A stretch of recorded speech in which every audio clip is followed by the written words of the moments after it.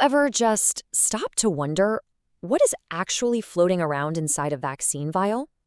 I mean, for the longest time, most of us really didn't pay too much attention to the microscopic ingredients making up a vaccine. You'd get your shot and go about your day, right? But then, the world stopped. A global pandemic hit, and suddenly, literally everyone was looking through the microscope. In just 12 months, the scientific community managed to deliver a fully authorized vaccine. They completed a process that traditionally takes anywhere from 10 to 15 years. Now, this unprecedented speed sparked a massive wave of questions. I mean, how did they pull that off so fast without cutting any corners? And what exactly are we actually putting into our bodies? Okay, let's dive into this. Welcome to This Explainer, where we are going to completely unpack the fascinating science, the incredible regulatory shifts, and the community impact of vaccines. We're going on a bit of a journey today.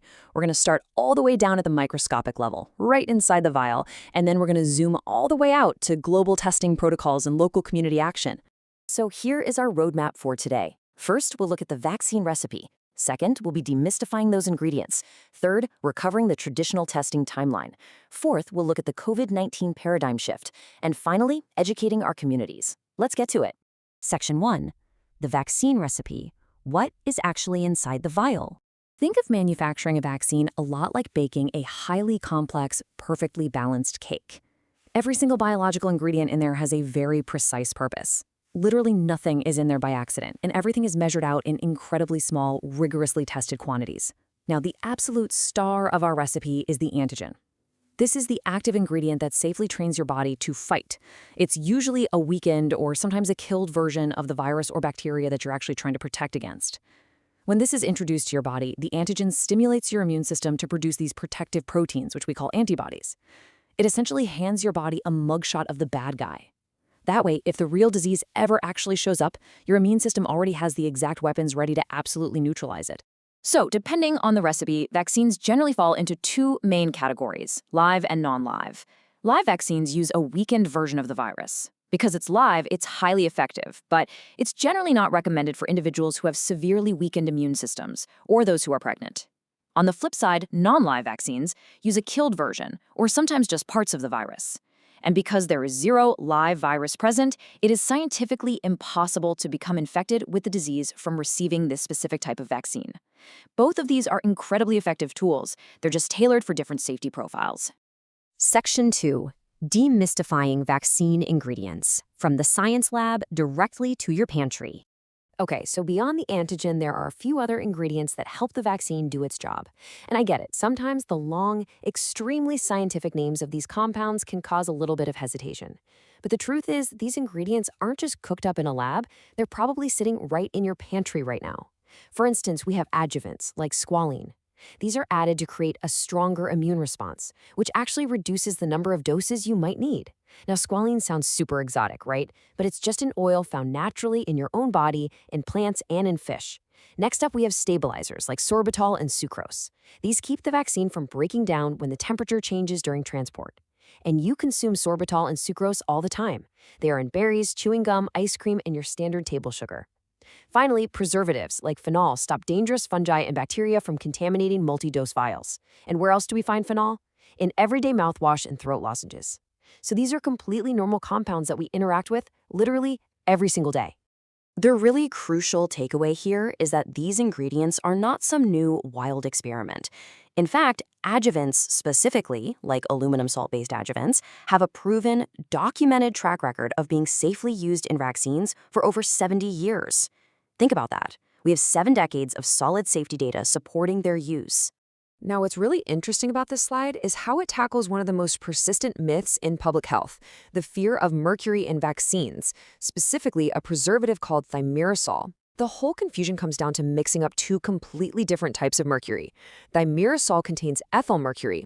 This is an organic compound that your body easily breaks down and flushes out very quickly. It is entirely safe for use.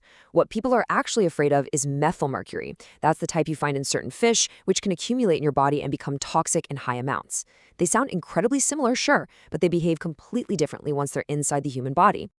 Section 3. The traditional testing timeline. How vaccines are normally approved. All right, that pretty much covers the micro level of what is actually in the vial. Now let's zoom out to the macro level. How exactly does a vaccine go from a scientist's workbench all the way to your local pharmacy? Well, under normal, non-pandemic circumstances, developing a vaccine is an incredibly long marathon. We're talking an average of 10 to 15 years. It starts with an exploratory phase. Then, years 2 through 5 are heavily reliant on preclinical testing using animal models just to prove basic safety and efficacy. Only after all of that is totally finished do we even move to clinical human trials, which can easily take another 8 years across 3 different phases. Finally, the scientific evaluation and setting up the manufacturing takes the remaining years. It is a strictly step-by-step sequential process. And this brilliantly illustrates just how rigid the traditional procedure really is. If you look closely, notice how the different phases of research, the trials, and the evaluations happen one right after the other.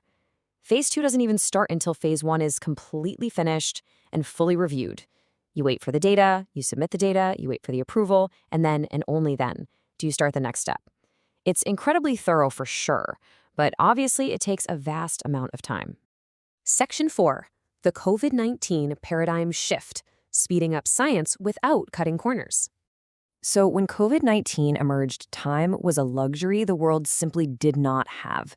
Regulators and pharmaceutical companies had to figure out how to compress a 15-year timeline without sacrificing any of those strict safety standards.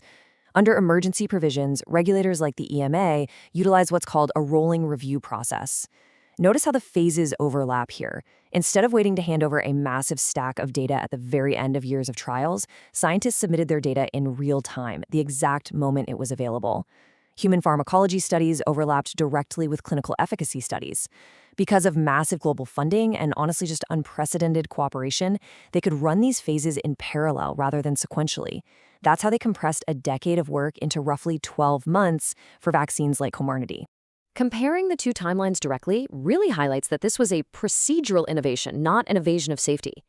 Instead of a normal 10 to 15-year sequence that relies heavily on waiting for consecutive reviews, the emergency procedure featured overlapping trials, those rolling reviews we talked about, and an accelerated 150-day assessment leading to conditional marketing authorization. And here's the crazy part. The amount of human data collected during those overlapping Phase 3 trials was just as robust as normal times. This was largely due to the unfortunate reality that COVID-19 was everywhere, which meant it was actually very fast to gather real-world efficacy data. But one of the most fascinating changes was how the scientific community handled animal testing during all this. To speed things up, scientists pivoted to cutting-edge alternatives. They used advanced computer models, known in the field as in silico models, to understand exactly how the virus infects the host. Regulators also allowed companies to reuse historical safety data from previous mRNA vaccine research, like older rabies vaccines. Since mRNA technology itself is exceptionally well characterized, they ran human clinical trials in parallel with essential animal tests, rather than waiting years in between them. And beautifully, they largely replaced slow animal batch testing with highly precise, significantly faster in vitro lab tests to ensure manufacturing quality. And this shift, it wasn't just a temporary emergency fix. It might literally be the future of medicine. According to an analysis published in the journal Animals, researchers found that pharmaceutical companies are actually highly optimistic about maintaining this change permanently. In fact, they view these non-animal alternatives as yielding faster, better, and cheaper results. By reducing our reliance on legacy animal testing, we can actually deliver life-saving medicine to the public way more efficiently than ever before. Section 5, Educating Our Communities, Turning Complex Science into Local Action. So, we've explored the microscopic ingredients, and we've zoomed out to the global regulatory frameworks. But what do we actually do with all this information? Because at the end of the day, science only protects us if society actually accepts it and understands it. A genuinely crucial part of this is relying on clear, impartial, and highly structured resources. For example, that ingredient breakdown we explored earlier came directly from Immunized Canada. When we talk to our friends, our family, and our neighbors about vaccines, leaning on objective, well-researched fact sheets rather than, say, random social media rumors is the absolute most vital first step in public health education. Let's move to and see how this builds into real-world action. The Smithsonian Science Education Center developed a brilliant, fully actionable 4-step framework to help communities navigate these exact conversations. Step 1. Understand the science and history, which is basically exactly what we've done in this explainer today. Step 2. Explore issues of community equity, making sure everyone has equal access to healthcare. Step 3. Address and dismantle misinformation, just like we did earlier with the thimerosal myth. And finally, step 4, develop a local community action plan to foster real, fact-based discussions. We covered a massive amount of ground today. I mean, from the squalene inside the vial all the way to the overlapping clinical trials that completely reshaped pharmaceutical history. The knowledge is out there, and the regulatory processes have proven to be both highly adaptable and strictly safe. So I want to leave you with this final thought. Now that you have a much clearer picture of how vaccines are actually made and tested, how will you use this science to guide your own community's conversation? Thanks so much for joining me on this explainer, and keep asking the big questions.